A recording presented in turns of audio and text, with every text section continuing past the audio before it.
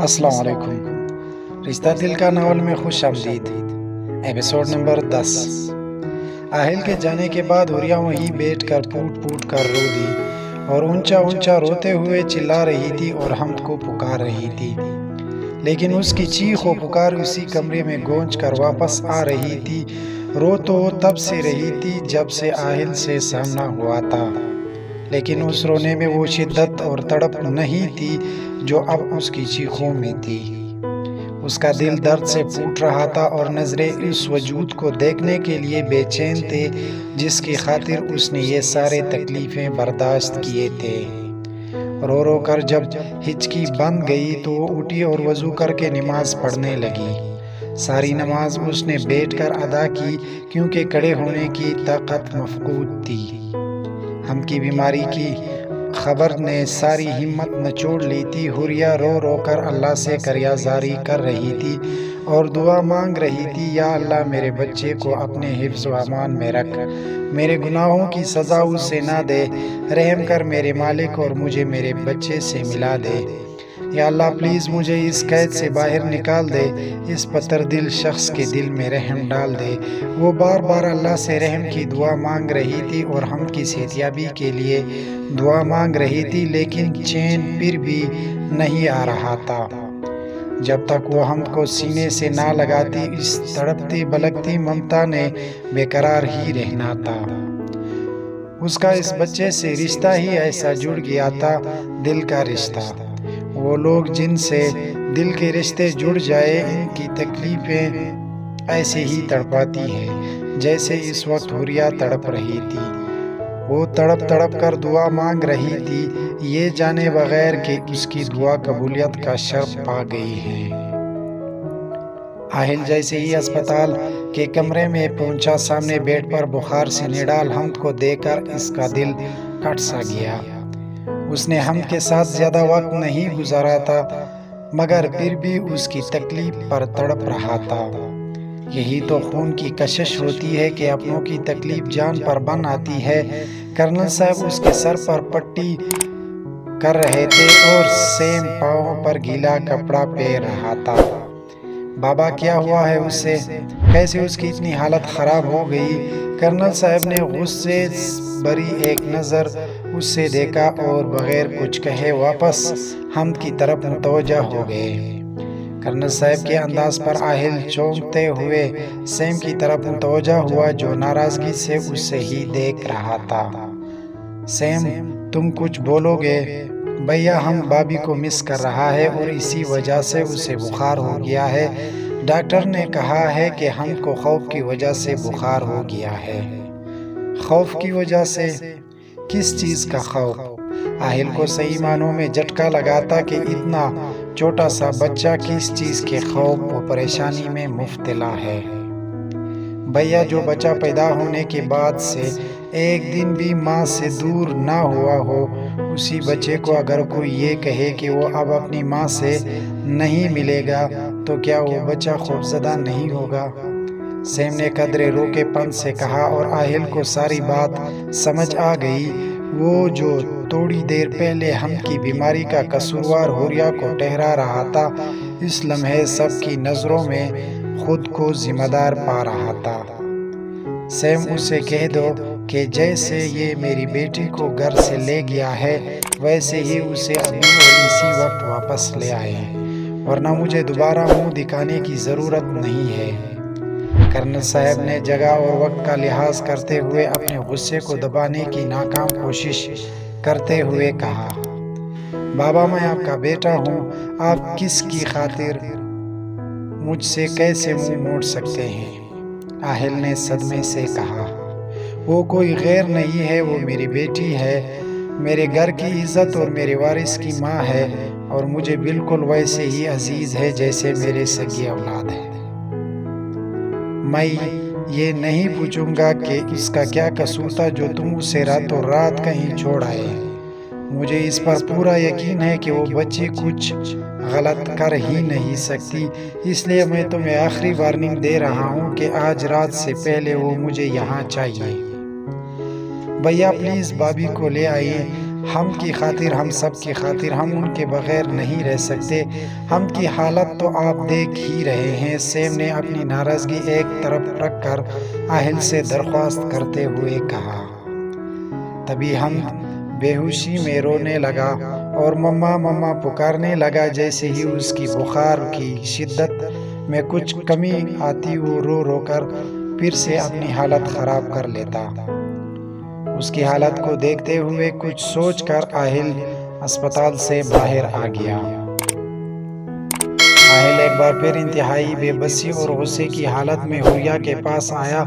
اسے دیکھتے ہی حوریہ اپنی جگہ سے اٹھی اور تیزی سے اس کے پاس گئی اور کہنے لگی، حمد کیسا ہے؟ کیا ہوا ہے اسے؟ پلیز مجھے اس کے پاس لے جائیے۔ حوریہ نے آہل کے آگے ہاتھ جوڑتے ہوئے کہا۔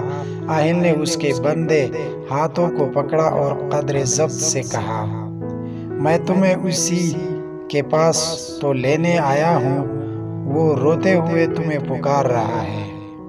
ہائے میرا بچہ۔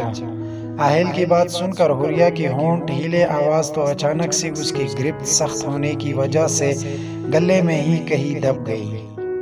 آہل کی تیور دیکھ کر حوریہ کو خطرے کی گھنٹیاں بجتی سنائی دی، لیکن تمہیں اس سے پہلے مجھ سے نکاح کرنا ہوگا۔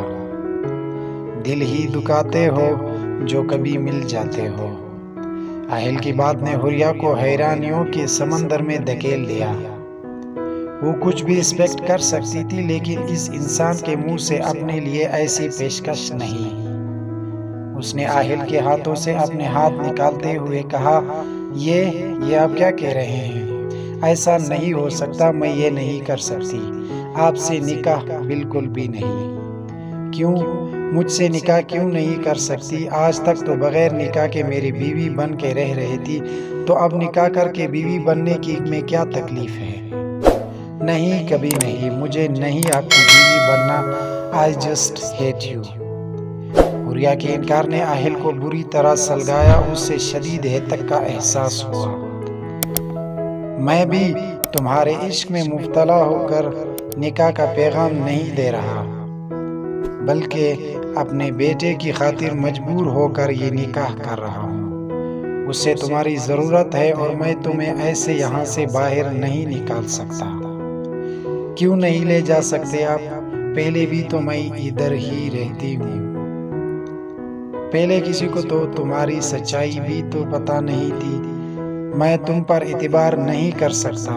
میں تمہیں یہاں سے باہر لے کر جاؤں اور تم اپنے ساتھیوں سے رابطہ کر لو۔ اقرار جرم تو کیا ہی تم نے نہیں ہے، اور یہاں سے باہر جانے کے بعد تو میں تمہیں روک بھی نہیں سکتا، اور نہ ہی تمہیں مجھے کوئی نقصان پہنچانے کے لیے کھلا چھوڑ سکتا ہوں۔ واحد نکاح ہی ایک ایسا ذریعہ ہے جس سے میں تمہیں اپنا پابند کر سکتا ہوں، تاکہ تم اپنے ساتھیوں سے نہ مل سکو۔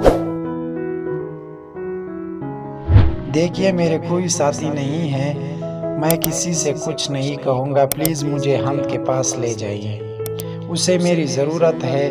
حوریہ نے ایک بار پھر آہل کو اعتبار دلانے کی کوشش کی۔ میں کوئی رسک نہیں لینا چاہتا، میری فیملی کی عزت اور زندگی کا معاملہ ہے، تم نے انہیں بیچ میں لا کر بہت بڑی غلطی کی ہے۔ کیوں انسانیت پر سے یقین اٹھ گیا ہے آپ کا؟ کیوں میری آنکھوں میں سچائی نہیں دکھائی دیتی آپ کو؟ یہ بے اعتباری بھی تمہاری جیسی کسی عورت کی سونپی ہوئی ہے۔ آہل کے لہجے میں کسی بے وفا کے دیے گئے دھوکے کا دکھ بول رہا تھا۔ اس کی انجیل چہرے پر ہائے وہ زبور آنکھیں۔ آہل نے حوریہ کے آنکھوں پر اپنے ہاتھ کا انگوٹھا پھیرتے ہوئے انتہائی سختی سے کہا، اور یہ آنکھیں یہ تو جادو کر دیتی ہے، جھوٹ بولتی ہے یہ آنکھیں۔ عرصہ ہو گیا میجر آہل رضا نے ان سے کلام کرنا چھوڑ دیا۔ حوریہ کے چہرے پر سے نظریں ہٹاتے ہوئے کہا، اس قید سے باہر جانے اور ہم سے ملنے کا بس یہی ایک طریقہ ہے، یا تو میرا پروپوزل قبول کر لو یا پھر ادھر ہی ایڑیاں رگڑتی مر جاؤ۔ اور بس یہی ممتا کے ہاتھوں مجبور ہو کر اس نے ہار مان لی۔ اپنے بیٹے سے ملنے اور اس کی زندگی کی خاطر خود کو قربان کر دیا۔ نکاح نامے پر دستخط کر کے خود کو ہمیشہ کے لیے اس بے اعتبار شخص کی قید میں دے دیا تھا۔ اتنا تو اس سے پتا تھا کہ اس بے اعتبار سنگ دل کے ساتھ زندگی بہت مشکل گزرے گی، لیکن اپنے بیٹے کی خاطر وہ سب تکلیفیں اٹھانے کو تیار تھی۔ گاڑی جانے پہچانے راستوں پر دوڑ رہی تھی اور اندر بیٹھے دونوں نپوس ایک دم خاموش تھے، اپنے سوچوں میں الجھے ہوئے تھے۔ دونوں کی زندگی میں ناپسندیدہ اور غیر متوقع پڑاؤ آیا تھا، جسے قبول کرنے پر دونوں مجبور تھے، اور وہ مجبوری ہم تھا۔ اہل حریہ کو اسپتال لے جانے کی بجائے سیدھا گھر لے آیا۔ برج میں گاڑی کھڑی کرتے ہوئے کہا، 5 منٹ ہے تمہارے پاس، جلدی سے جاؤ اور اپنا حولیہ ٹھیک کر کے آؤ، ہمیں ابھی اسپتال جانا ہے۔ حریہ کو تیار ہونے کا کہہ کر خود موبائل پر مصروف ہو گیا۔ حریہ نے فوراً حکم کی تعمیل کی اور جلدی سے منہ دھو کر کپڑے بدل کر آ گئی، لیکن پھر بھی اس کے چہرے پر گزری قیامت کے آثار ثابت تھے۔ بے تحاشا رونے کی وجہ سے اس کی آنکھیں سوج چکی تھی اور ناک سرخ ہو چکی تھی۔ گاڑی اب اسپتال کے راستوں پر دوڑ رہی تھی۔ حمد سے ملنے کی خوشی اور اس کی بیماری کی تکلیف نے اس سے اپنے سارے درد بھلا دیے تھے۔ یاد تھا تو بس اتنا کہ وہ اب اپنے بیٹے کو دیکھ کے سکے گی، اس سے پیار کر سکے گی، وہ بس اتنے میں ہی خوش تھی۔ زندگی سے زیادہ کی خواہش تو کبھی اس نے کی ہی نہیں تھی، لیکن زندگی کب ہماری خواہشات کے تابع ہو، وہ تو وہی عطا کرتی ہے جو ہمارے تقدیر میں لکھا ہوتا ہے۔